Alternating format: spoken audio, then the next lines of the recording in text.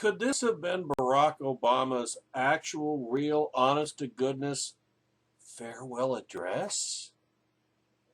Eh, I'll believe it when I see it, and maybe not even then.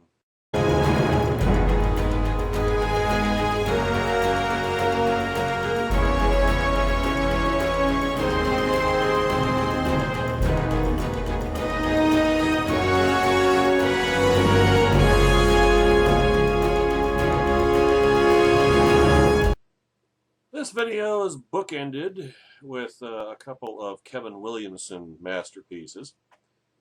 Here's the first one from last Thursday, a week ago, about that shared baseline of fact. In a big, complex society such as ours, the major features of public life have two main components. There are former legal arrangements and there are institutions. And the former is not very useful without the latter. That means, for instance, that it isn't enough to have the First Amendment, you have to have the New York Times too, or whatever. Or at least something doing the job of the New York Times, which the New York Times itself often fails to do. Barack Obama, in his farewell address, well, maybe it's a farewell address, struggled clumsily toward that as he shared his concerns that too much Fox News and too many fever dream Facebook memes are undermining our common baseline of fact. He is a lawyer and a politician, and in spite of his reputation, not an especially thoughtful man, so it is unsurprising that he could not quite put his finger on what he was trying to say. But have no fear. Maybe.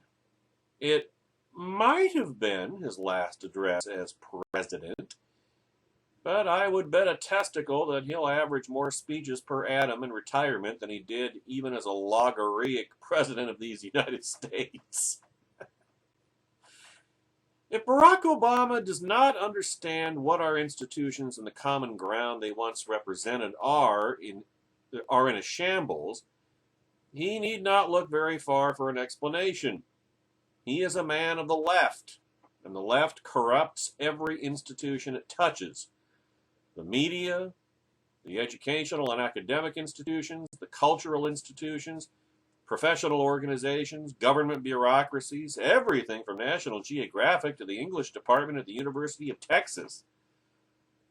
This is not a case of both sides do it, although now they do, or an instance of a conservative polemicist simply fitting his political opponents for black hats. If you want to understand why Americans have so little faith in the institutions that were once granite pillars of respectability, you must understand the left's co-opting of them. Consider the case of the New York Times. Hating the self-proclaimed newspaper of record is a great conservative preoccupation. Some time back, Mr. Williamson oversaw a blog that more or less was dedicated to that. But it was not always the case that it was discounted, even by the most gimlet-eyed of conservatives. No doubt that William F. Buckley Jr. found much in the Times to annoy and dismay him, but he also read it every day and cared about what was in it. If you go back and read William F. Buckley's syndicated column, you will find evidence that it was written by a dedicated reader of the Times. After all, you got to be able to keep tabs on what the enemy is doing, right? By the 1990s, conservatives' attitude toward the paper had changed dramatically. Rush Limbaugh used to describe his reaction to seeing something noteworthy in the Times thus: "That's interesting. I wonder if it's true." Of course, the Times has long had a bias problem, dating at least back to the infamous reporting of Walter Duranty, who was awarded the Pulitzer Prize for managing to tour the Soviet Union without seeing any sign of starvation, misery, or oppression. But a healthy institution can have a great many defects before it becomes defective categorically, and over the years, various kinds of leftish extremism seeped into the Times on practically every page, from sports to the book review. The bias of the Times and of the other major media was not, contra the usual conservative criticism, strictly left-wing. To a significant degree, it was something worse: ordinary partisanship. For most of the decades between the end of World War II and the watershed Republican victories of 1994 and thereafter, Democrats simply ran Washington. If you were close to power, reporters must necessarily be close to power, and many of them fall into the understandable vice of adoring it, you were close to Democrats. That partisan instinct was and is deeply ingrained in the media. In other words, they were their own tribe long before the rise of Trump mania. In his farewell address, farewell question mark address, Barack Obama boasted of achieving marriage equality for homosexuals, having seemingly forgotten that he ran for president as a candidate ostensibly opposed to sodomy marriage. Hillary Ronin Clinton was opposed, ostensibly, as well in 2008. That Obama the candidate and Obama the president both were given an indulgence on this question, but from the media is not a result of their trying to carve out room for disagreement on sodomy marriage. Once Obama and Mrs. Clinton devolved is more like it, on that issue, dissent became rank bigotry, but was and is simply a vulgar and craven act of partisan self-defense. Media bias made Rush Limbaugh's career, giving him more than enough material for 3 hours a day. Media bias made Fox News, which finds itself in the odd position of being the most popular cable news network while programming a great deal of material about the defects of the media. Because most of the local newspapers that we grew up reading in the pre-internet era did not have Washington bureaus or foreign correspondents, even those of us who grew up in very conservative areas were treated to a great deal of increasingly obvious and contemptible bias thanks to the exfoliated press and other news services. We learned not to trust them, and as technology began providing us with a rich menu of alternatives, our distrust grew into something like contempt. But here's the thing. Rush Limbaugh and Fox News did not convince Americans to distrust the New York Times and Dan Rather. The Times and Rather saw to that themselves. Talk radio, Fox News, and right-wing web journals are the result of that alienation, not the cause of it. See, institutions matter. As Barack Obama intuited, we lost something when we lost a common understanding that the news is the news, and that while the New York Times and the Wall Street Journal might not necessarily see the world the same way, we ought not dismiss a claim of fact simply because of the flag under which it was published. The American left has long understood the importance of institutions, thus its embarkation some decades ago on its long march through them. It has been remarkably successful. It's very difficult to be an open conservative while seeking a position as, say, a professor of liberal arts. A history professor active in pro-life causes faces all manner of retribution and exclusion that a would-be history professor active in pro-abortion causes does not. The public school bureaucracies and the unions affiliated with them are organs of the Democrat Party. The IRS has been, under Barack Obama's watch, converted into an instrument of politics deployed against conservative organizations, as have other federal agencies. Did Barack Obama organize this or consent to it? Maybe, maybe not. But he and his regime saw to it that those who were commandeering these institutions for political purposes were sheltered from the consequences of doing so. You know, the 6 degrees of separation.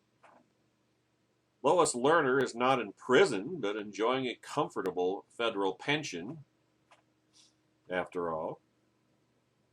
So prevalent is this bias, this abuse of power, that conservative organizations that help students connect with scholarships and internships routinely advise them to omit those associations from their CVs if they are seeking work in academia or the media. This is almost exclusively one-sided.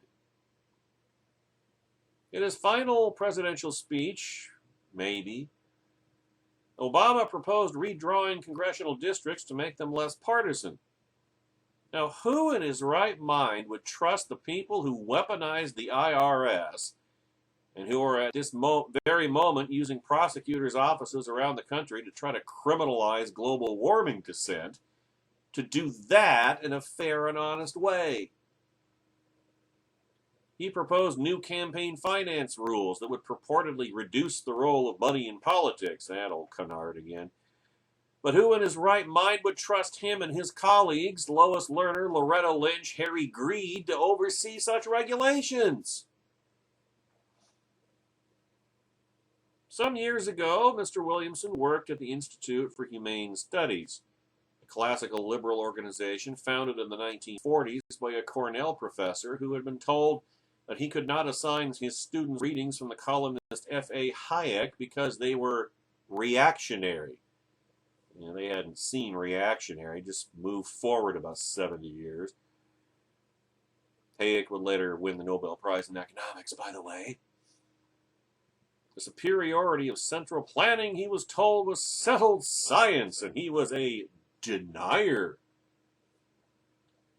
The consensus was well established, it was unalterable, and it was intellectually irresponsible to question it.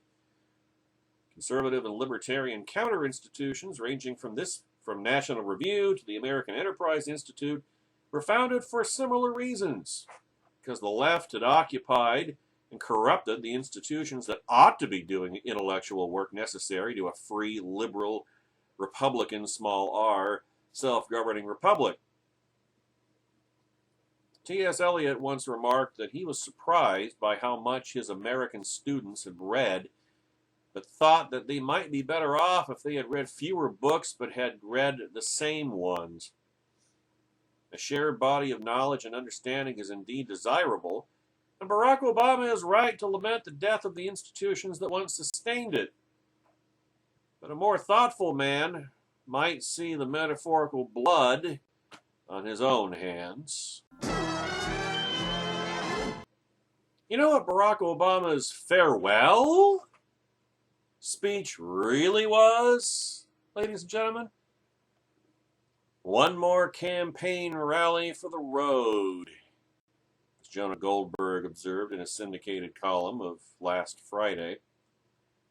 Barack Obama formally, maybe, ended his presidency the way he came in, talking to adoring fans about how lucky we are to have him in our lives, or in their lives.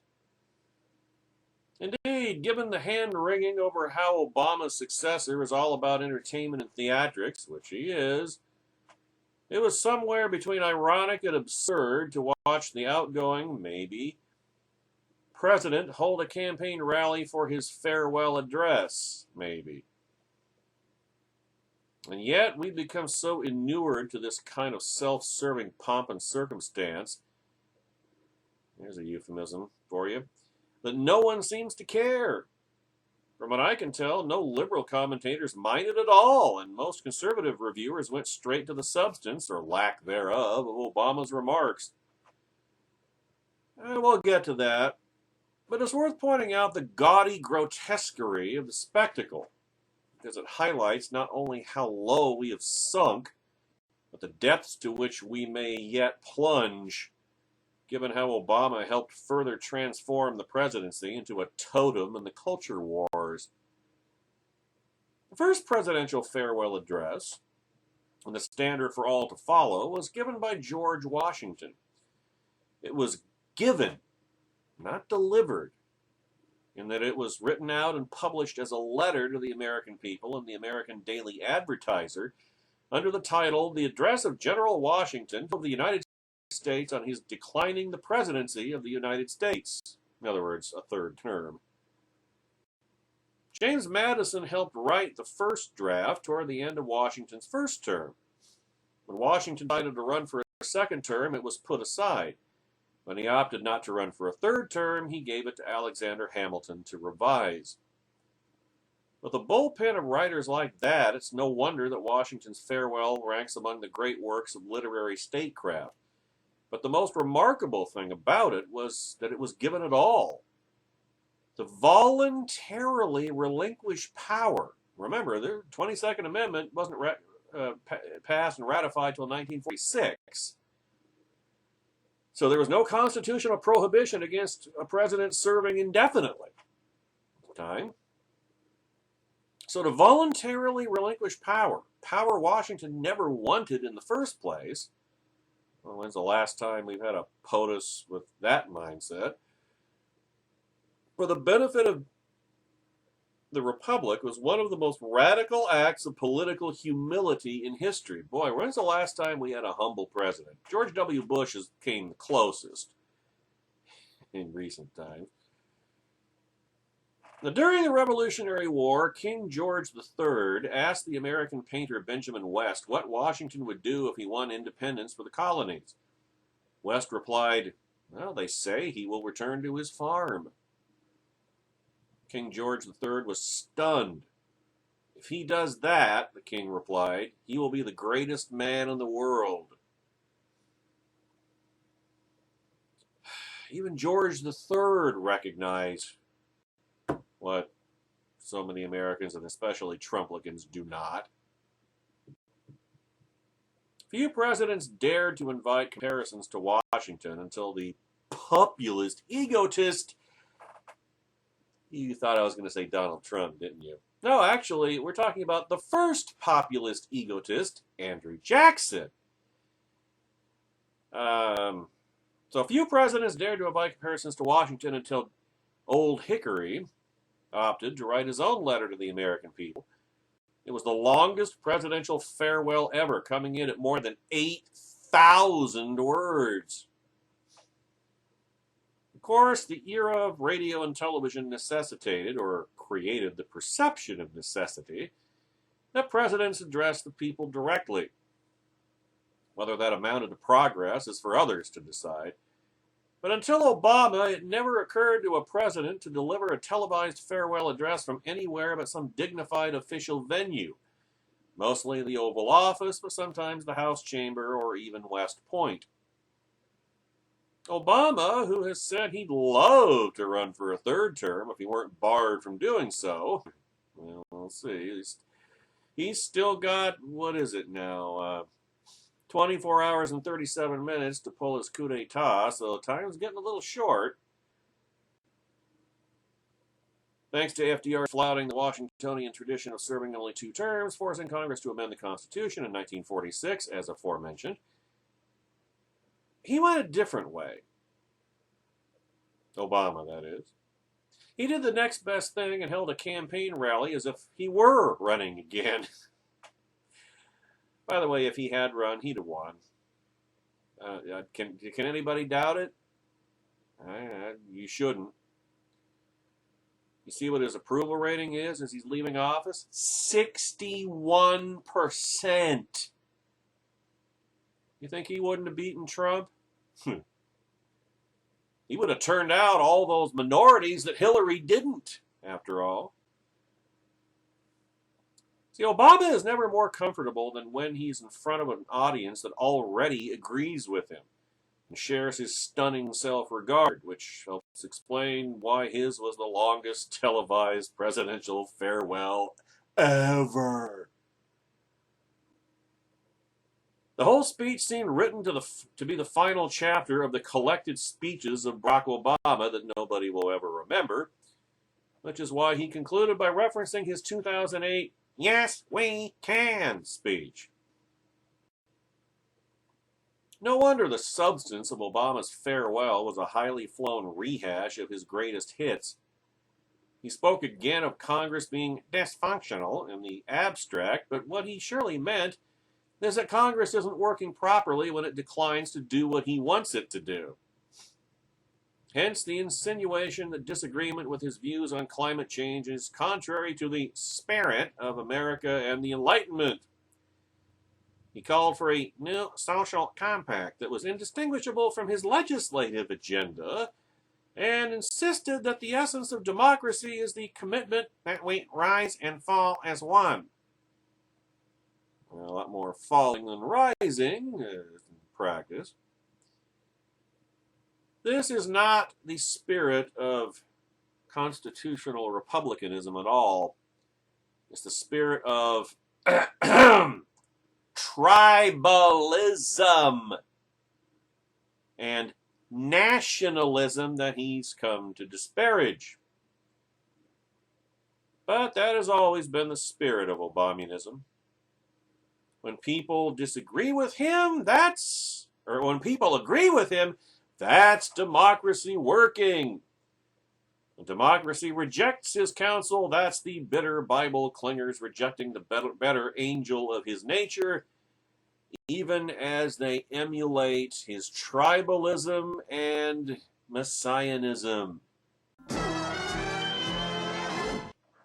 Jay Caruso at Red State managed to narrow down the number of whoppers that Barack Obama told in his farewell speech to 5, which is a fairly Herculean accomplishment.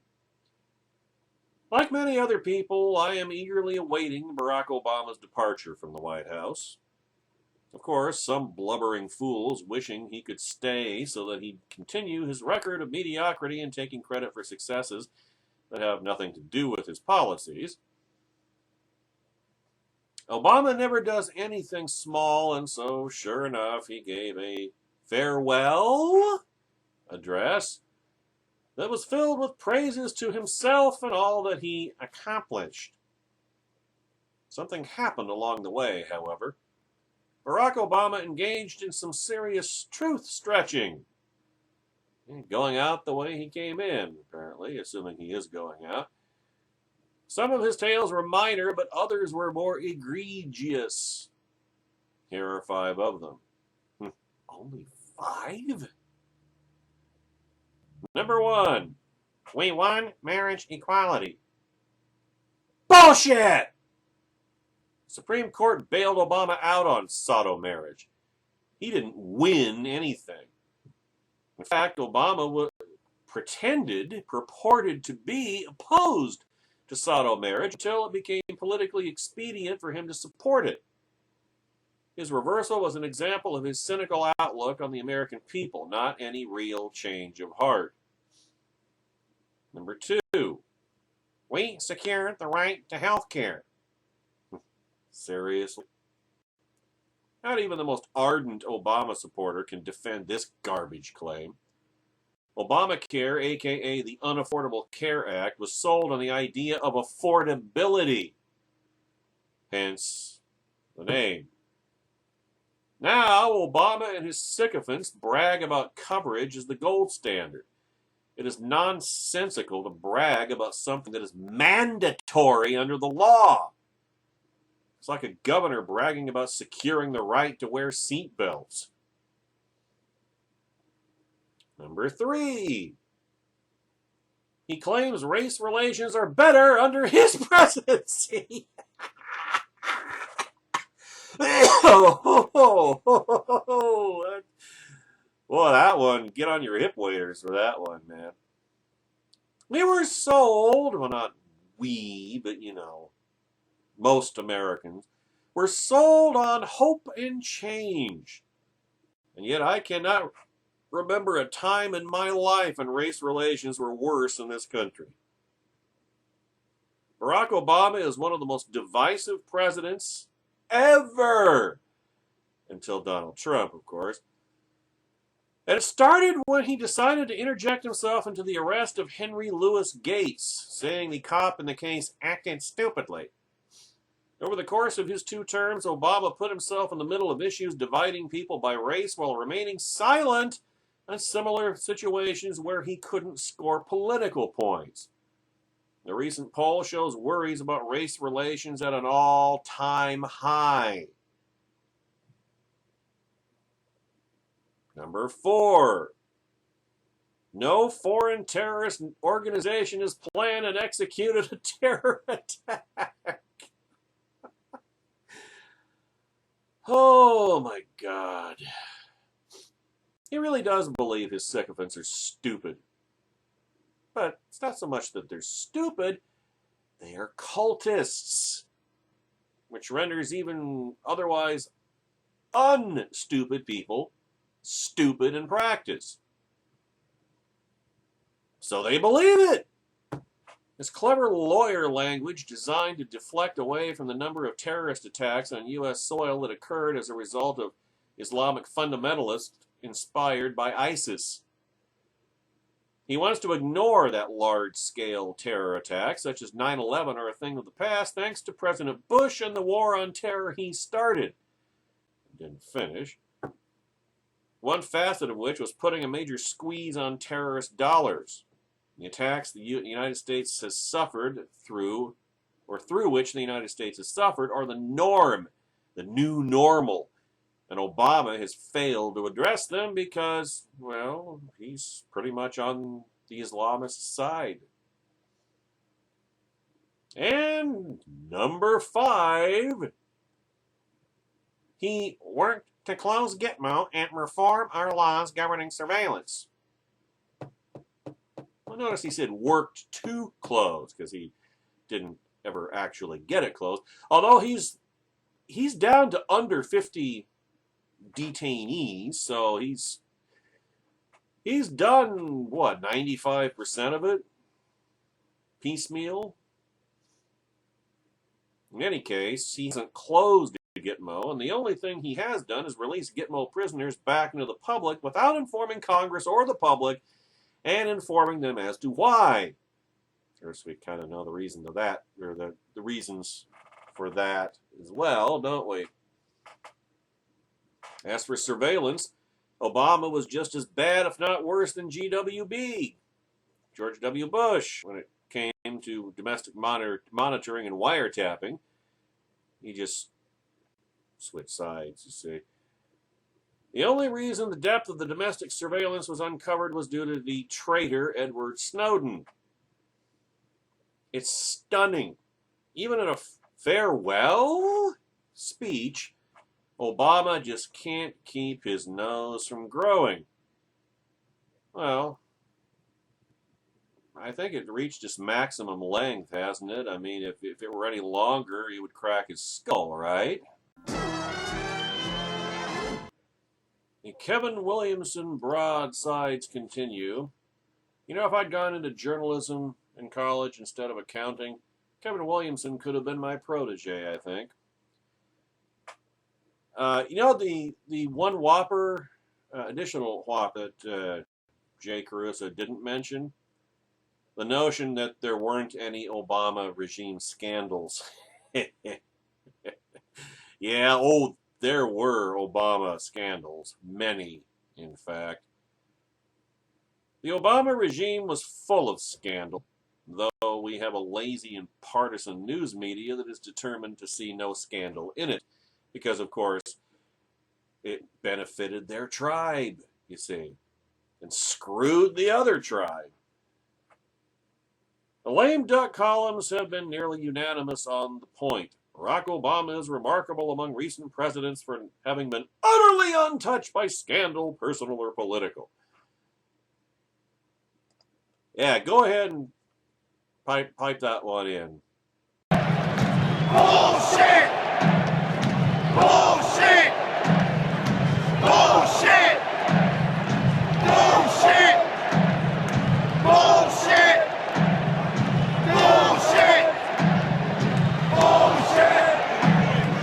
Bullshit! Bullshit! You're not telling the reason to play. Bullshit! Let's go bullshit! The personal can be conceded.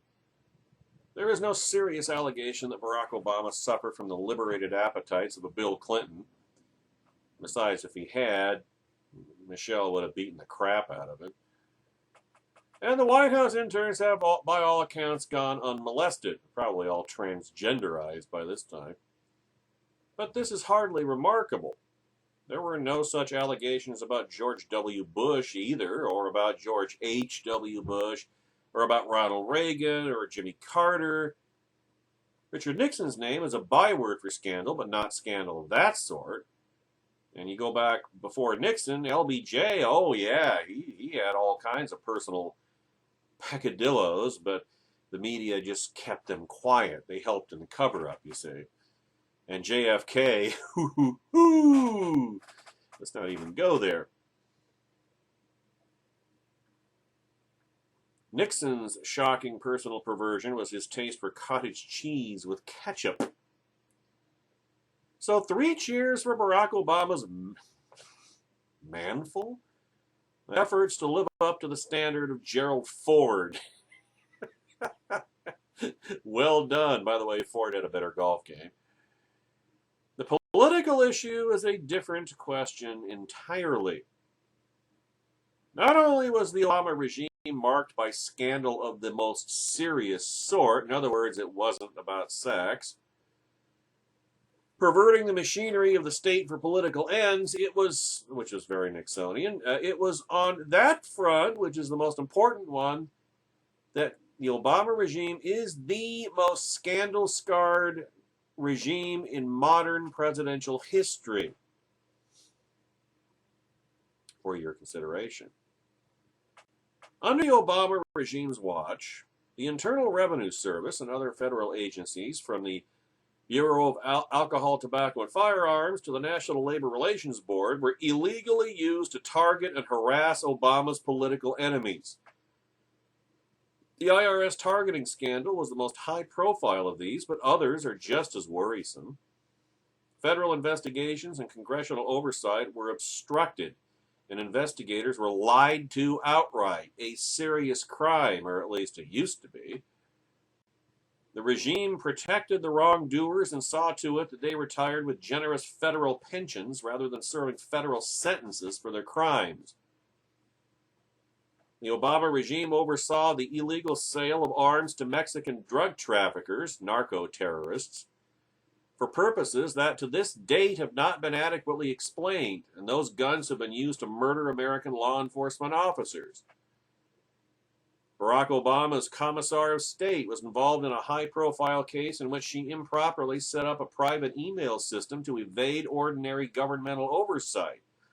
She and her associates routinely misled investigators, obstructed investigations, and hid or destroyed evidence. These are all serious crimes. The Obama regime made ransom payments to the Iranian government and lied about having done so. Under the Obama regime, the Secret Service has been a one-agency scandal factory, from drunken agents driving their cars into White House barriers to getting mixed up with hookers in Cartagena, Colombia. Gotta say it right. It's not Colombia, it's Colombia. Under the guise of developing green energy projects, the Obama regime shunted money to politically connected cronies at Solyndra and elsewhere. Obama's men at the Veterans Administration oversaw a system in which our servicemen lost their lives to bureaucratic incompetence and mental neglect, and then falsified records to cover it up. Under the flimsiest of national security pretexts, the Obama regime used the Commissariat of Injustice, Revenge, and Cover-Up to spy on Fox News reporter James Rosen, and also spied on the exfoliated press. Believe it or not. Or as Jack Palance would have put it, believe it or not. The Obama regime's Reichsfuhrer, Eric the Red Holder, left office while being held in contempt of Congress for inhibiting the investigation of other Obama regime scandals. Yeah, that was in his job description. Look it up. I'm sure it must be there. But no embarrassing stain on a blue dress, no Obama pecker tracks. So everything's fine. Clean as a whistle. Clean bill of health. Go ahead, run it again. Bullshit! Bullshit! Bullshit! Bullshit!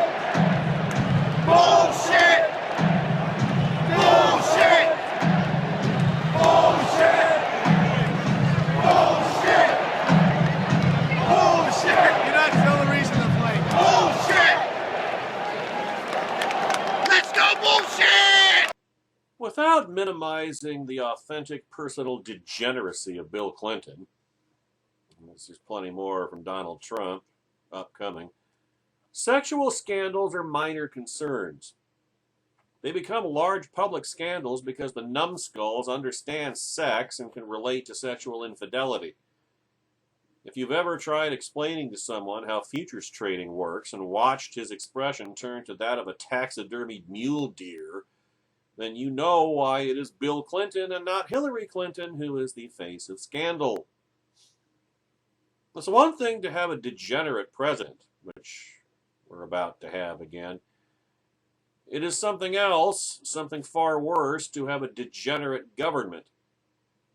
Barack Obama may have spent the past 8 years as sober as a Sunday morning. His main vice, we're told, is sneaking cigarettes, and straight as a number 2 pencil, but he leaves behind a government that is perverted. Because, of course, he was a tyrant. Just like the tyrant that's going to be sworn in tomorrow. A liberal society with decent government, classical liberal, requires that the pursuit of political power be insulated from its exercise. That is why we have a Hatch Act and why the various dreams of the would-be campaign finance police, who would have congressmen and presidents write the rules under which congressmen and presidents may be criticized and challenged, are in reality nightmares. Here, let us say a word of thanks for the First Amendment and Citizens United. Having an IRS that sorts nonprofits by their political stances in order to facilitate the harassment of political rivals is in real terms far worse than anything Bill Clinton got up to with Monica Lewinsky.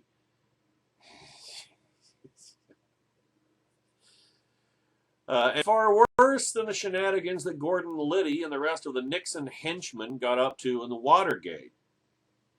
The Bureau of Alcohol, Tobacco, and Firearms harassment of True the Vote and other Obama regime enemies is the stuff of which banana republics are made. Using the machinery of the state to seek political power and to aggrandize the political power one holds is the most destructive form of political corruption there is. And there's more of that coming in the next 4 years as well. A sane society would prosecute it the way we prosecute murder or armed robbery. It is a scandal, and more than that, it is an assault on the foundations of a free society. The fact that the same people at CNN who were colluding with the Clinton campaign cannot see a scandal in the Obama regime does not mean that no scandal was there. And for the Democrats and their media partisans, scandals like homelessness and war casualties are something that happens to the other tribe. Completing the Kevin Williamson trilogy today, the applause, because Obama's farewell speech got deafening applause from his sycophants and bootlickers and swooners, can't leave them out. Well, you know, applause was a serious business in the Soviet Union, as it is in Cuba, and as it is in Venezuela, as it is in all unfree societies, and at our own State of the Union address, which is modeled on the ex cathedra speeches of unfree societies. The less free you are, the more you are obliged to applaud. Remember, I can't remember, Joe Wilson, I think, wasn't he the congressman from South Carolina that during one of Obama's early State of the Union shows, he shouted out, "You lie!" That guy was standing up for a free society right there. You see, Joseph Stalin's pronouncements were greeted with perfervid applause, which would continue rapturously, because no one dared to stop, until Stalin himself would order its cessation. But what to do when Stalin was not there? Well, the mere mention of his name, even in his absence, would trigger fanatical applause, and nobody wanted to be the first to stop. Alexander Solzhenitsyn related one famous story. Quote, the director of the local paper factory, an independent and strong-minded man, stood with the presidium. Aware of all the falsity and all the impossibility of the situation, he still kept on applauding. 9 minutes! 10! In anguish, he watched the secretary of the district party committee, but the latter dared not stop. Insanity! To the last man!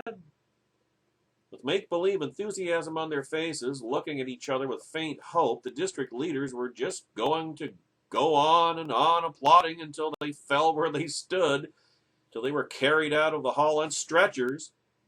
And even then, those who were left would not falter. Then, after 11 minutes, 11 minutes, the director of the paper factory assumed a businesslike expression and sat down in his seat. And oh, a miracle took place! Where had the universal, uninhibited, indescribable enthusiasm gone? To a man, everyone else stopped dead and sat down. They had been saved! The squirrel had been smart enough to jump off his revolving wheel. That, however, was how they discovered who the independent people were. And that was how they went about eliminating them.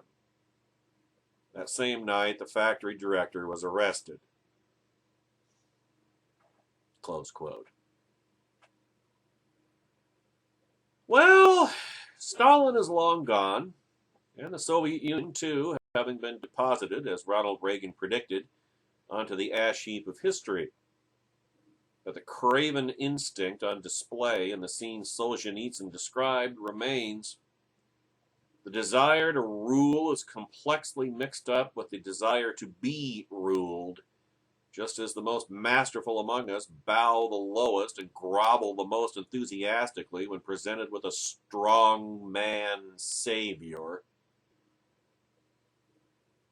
There's something atavistic in us that is older than the human part that makes those who listen to its voice keenly aware of their places in the social hierarchy. Even a predator instinctively recognizes a predator higher up the food chain. Which is not to say that National Public Radio's Marilyn G. Wax is a Stalinist, but rather that they were what she is, representatives of the same species. G. Wax, that's apparently her actual name, who is a senior business editor for NPR, is very interested in applause. This week, she expressed some concern that Representative Tom Price has been nominated to serve as the next Secretary of Health and Human Services. Of course, his only job description should be dismantling the Department of Health and Human Services, but I digress. A year ago, she noted, Barack Obama gave a State of the Union show during which he called for developing a cure for cancer, and Tom Price, that black-hearted reactionary probable saboteur bastard, refused to applaud! She remarked on it at the time, too. Politics may not bring out the best in people, but it does contribute to the length of their memories, evidently. Now, the language there is interesting. She did not write that Price did not applaud, refrained from applauding, or even failed to applaud, but that he refused to applaud. A formulation that converts passivity into a positive, proactive act, one from which we are to derive something of significance about his fitness for the role of Secretary of Health and Human Services. State-run media denouncing political nonconformists for refusing to applaud the leader and his 5-year plan. Oddly familiar, that. Price knows a little bit more about the treatment of medical conditions than does the typical NPR senior business editor, as it happens, and hence there are all sorts of possible explanations for his non-applause. In other words, he recognized BS when he heard it. One of them might even be that Barack Obama's proposal was scientifically illiterate to the point of absurdity. Cancer is not a single disease that is going to have a single cure, and many of those who study it believe it may not even be curable in principle. Cancer is a category of loosely related maladies that, with very different pathologies, requiring very different medical strategies. And much of the best oncological thinking at the moment is not oriented toward curing cancer at all, but toward developing treatments that will convert various cancers from death sentences into treatable chronic conditions like diabetes. But never mind the complex medical realities. Put your hands together, you kulak swine! Because Barack Obama must have his applause. It's owed to him. Well, that and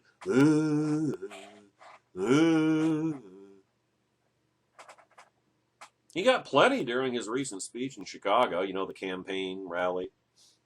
Clearly basking in it, even as he joked about his lame duck inability to command an end to the public adulation of his divine personage. And he is going to get some more too. Today, January 19th, the day before Barack Obama's successor is inaugurated, a group of self-abasing would-be subjects, there may end up being thousands of them, plan to gather down the street from the White House and applaud like trained seals. Obama won't be there, but mere mention of his name, even in his absence, will trigger fanatical applause. One hand clapping, right? His legacy is one of kindness and grace, according to Bajidi Davis, a 29-year-old New York lawyer who organized the clap out. Yeah, Obama supporters have the clap today. All of them.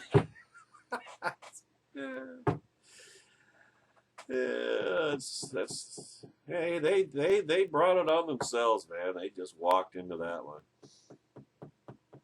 And that opinion is not universally held, to say the least.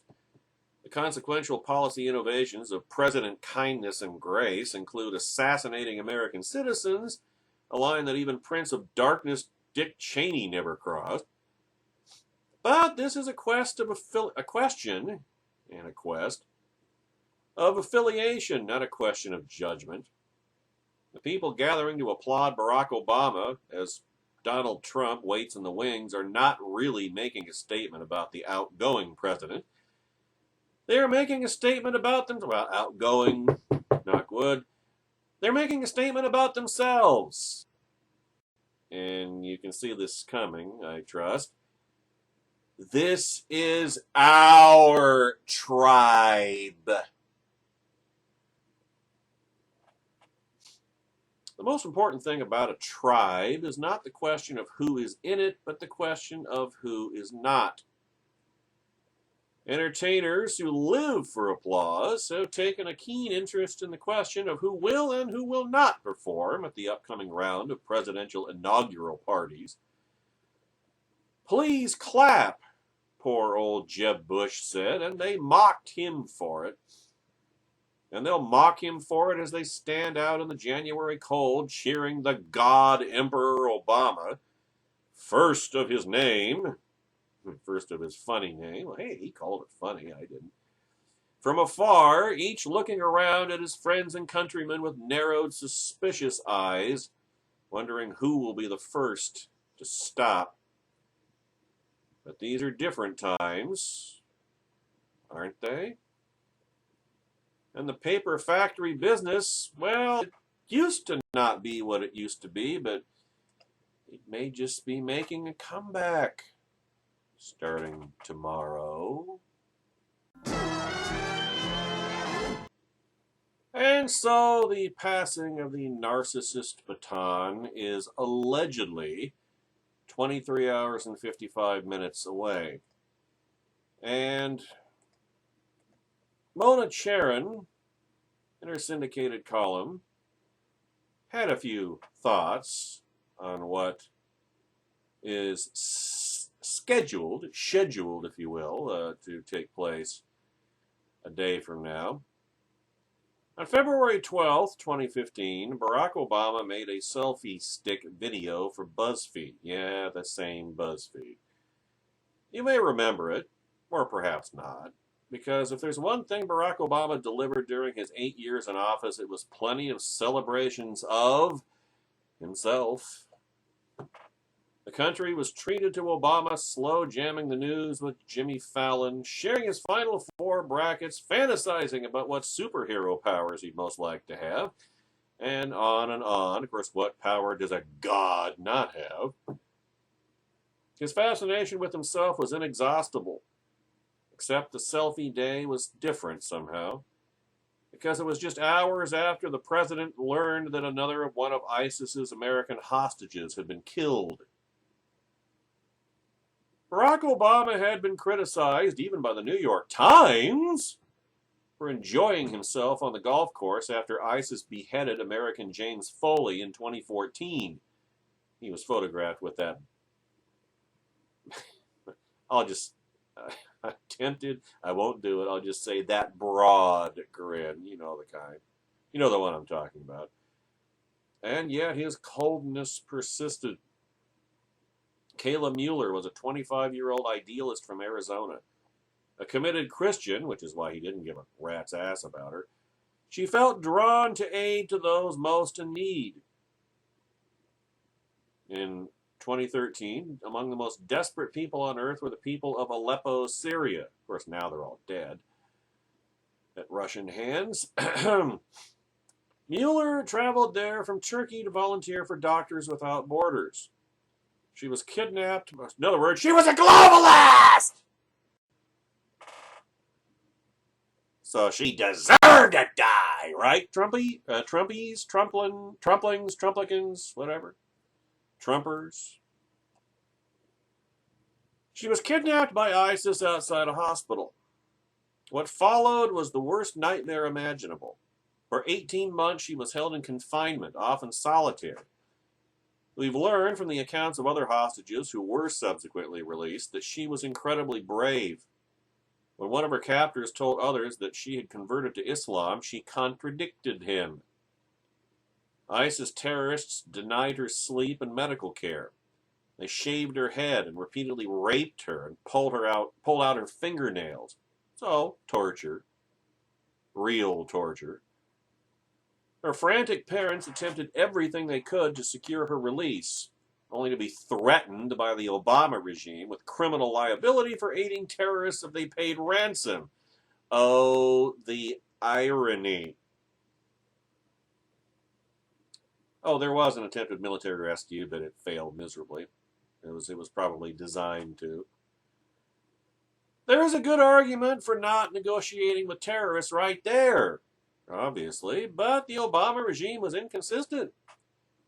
The principle seems to have escaped them when they exchanged 5 terrorists at Guantanamo for deserter Ali Bobar al-Baghdadi, to say nothing of the Iran deal. But even granting that not paying ransom for kidnapped Americans is the right policy, it doesn't explain the weird emotional detachment Obama consistently displayed, because, of course, he could care less about a Christian. On February 10th, 2015, the Muellers learned that Kayla had been killed. And that was the week that Obama clowned around at the White House for BuzzFeed's amusement. To jaunty music, filled himself practicing speeches, sticking his tongue out in the mirror, dunking cookies in milk, and snapping selfies. Yeah, if it had been Mr. Bill, he would have had a head bouncing up and down on his lap. Point is, it was all about him, just like it's all going to be about Trump. It already is all about Trump. Now, why mention this now when he's got Obama, that is, one foot out the door? Maybe not. Well, his his elevation to the presidency and the fact that his narcissism received relatively little mockery, on the contrary, many in the press were its enablers, seems to be the malady of our time.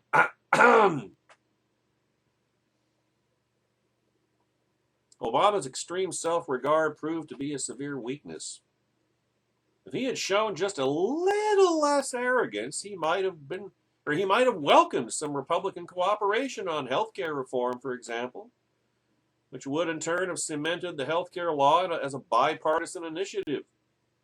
In that case, it would not now be on the chopping block, ready to be replaced by something exactly like it. Donald Trump is Obama's superior in the narcissism sweepstakes.